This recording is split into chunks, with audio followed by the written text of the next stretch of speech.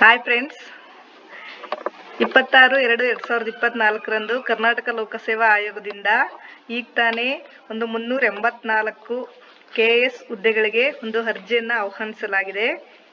ಈ ಒಂದು ಅರ್ಜಿ ನೋಟಿಫಿಕೇಶನ್ ಈಗ ತಾನೇ ಹೊರಗೆ ಬಿದ್ದಿದೆ.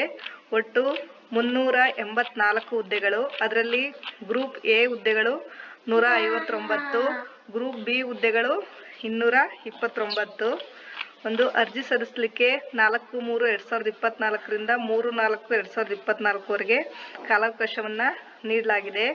ಒಂದು ಪೂರ್ವಭಾವಿ ಎಕ್ಸಾಮು 5/5/2024ಕ್ಕೆ. ಇದು ಒಂದು ತಾತ್ಕಾಲಿಕ, ಆದರೆ MP ಎಲೆಕ್ಷನ್ ಇರೋದ್ರಿಂದ ಈ ಒಂದು ಪ್ರಿಲಿಮ್ಸ್ ಎಕ್ಸಾಮು ನೆಕ್ಸ್ಟ್ ಜೂನ್ಗೆ ನಿಗದಿಪಡಿಸತಕ್ಕಂತಹ ಸಾಧ್ಯತೆ ಇದೆ. ಒಟ್ಟು 384 ಹುದ್ದೆಗಳು. ನಾವು ಈಗಿನಿಂದ ಲೆಕ್ಕ ಹಾಕಿದ್ರು ಕೂಡ ಒಂದು ಪ್ರಿಲಿಮ್ಸ್ ಎಕ್ಸಾಮ್ಗೆ ಒಂದು 3 ತಿಂಗಳು, ಮುಖ್ಯ ಪರೀಕ್ಷೆಗೆ 6 ತಿಂಗಳು, ಸಂದರ್ಶನಕ್ಕೆ 8 ತಿಂಗಳಿದೆ. ಒಟ್ಟು 2024ರ ಒಳಗೆ ಈ ಒಂದು ನೇಮಕಾತಿ ಪೂರ್ಣಗೊಳಿಸುವಂತಹ ಸಾಧ್ಯತೆ ಇದೆ.